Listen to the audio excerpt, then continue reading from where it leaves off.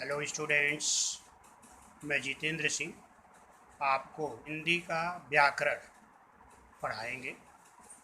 तो बच्चों, व्याकरण हिंदी में व्याकरण होता है, उसको इंग्लिश में ग्रामर बोलते हैं। तो व्याकरण की आवश्यकता क्यों होती है, व्याकरण है क्या, पहले इसके बारे में आप सुनो। तो व्याकरण जो है किसी भी भाषा को शुद्ध शुद्ध बोलने या लिखने को व्याकरण कहते हैं। तो बच्चों, किसी भी भाषा, जो भी भाषा हो, चाहे वो हिंदी हो, मराठी हो, उर्दू हो, अंग्रेजी हो, कन्नड़ हो, गुजराती हो, इत्यादि कोई भी भाषा, जो भी लैंग्वेज होगी, उस लैंग्वेज को अच्छी तरह से अगर शुद्ध लिखना है, शुद्ध बोलना है, तो व्याकरण की आवश्यकता पड़ती है। बात आती है कि व्याकरण में सबसे पहले आता है वर्ड, अक्षर। इंग्लिश में लेटर बोलते हैं और हिंदी में वर्ड। तो बच्चों, मौखिक भाषा की मूल ध्वनियों को व्यक्त करने वाले चिन्हों को वर्ड कहते हैं।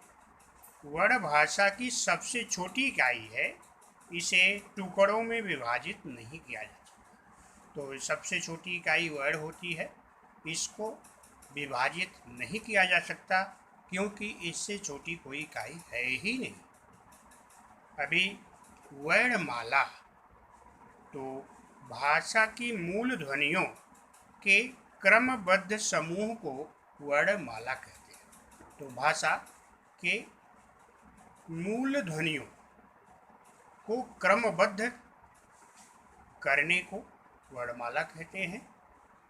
उच्चारण के आधार पर वर्णमाला को दो भागों में बांटा जा सकता है, एक स्वर, दूसरा व्यंजन।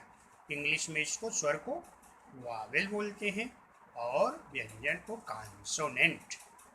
अभी स्वर क्या है बच्चों, कि जिन वर्णों का उच्चारण स्वतंत्र रूप से किया जा सके उसे स्वर कहते हैं। अब हिंदी में स्वर कुल कितने हैं, 13 स्वर होते हैं। अ, आ, ई, उ, री, ए, ऐ, ओ, औ, अं, अह, ये सारे स्वर हैं। व्यंजन, जिन ध्वनियों का उच्चारण करते समय स्वरों की आवश्यकता होती है उन्हें व्यंजन कहते हैं। तो बच्चों, व्यंजन का उच्चारण करने के लिए हमें किसी न किसी स्वर की मदद लेनी पड़ती है, उसका उच्चारण हम खुद नहीं कर सकते। और ये व्यंजन कुल 33 होते हैं, 33। और छ, त्र, ज्ञ और री, ये जो है संयुक्त व्यंजन कहे जाते हैं। अभी व्यंजन और स्वर और व्यंजन हो जाने के बाद अब बात आती है कि शब्दों का वर्गीकरण। तो शब्दों का वर्गीकरण निम्नलिखित दृश्य से किया जा सकता है।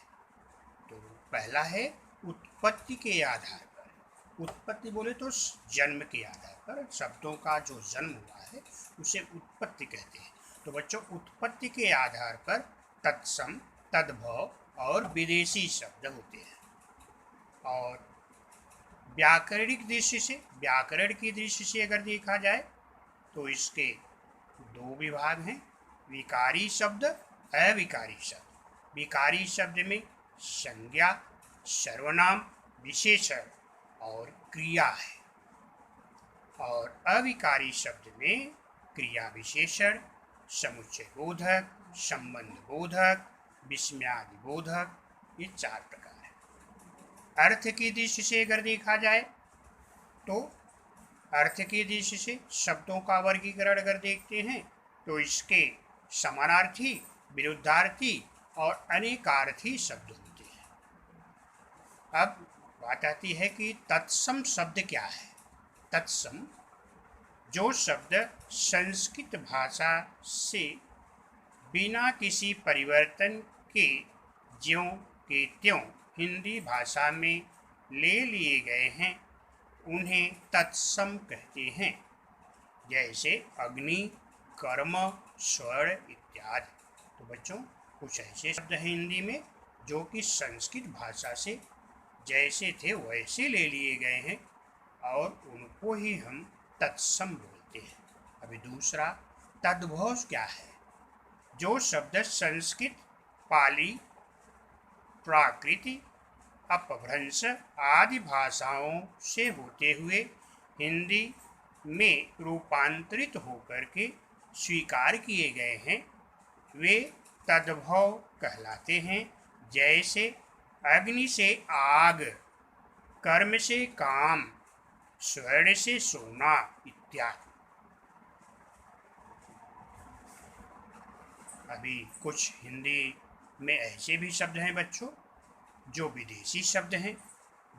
विदेशी शब्द का मतलब होता है हमें विदेशों से प्राप्त हुए हैं जो कि अपने देश के नहीं हैं। जैसे कुछ अंग्रेजी के शब्द हैं जो अंग्रेजी से प्राप्त हुए हैं, अरबी के हैं, फारसी के हैं, चीनी हैं, पुर्तगाली हैं, फ्रांसीसी हैं, भाषाओं से लिए गए हैं। जो अलग अलग भाषाओं, अलग अलग विदेशों से अलग अलग भाषाओं से लिए गए हैं जो अपने खुद के नहीं हैं।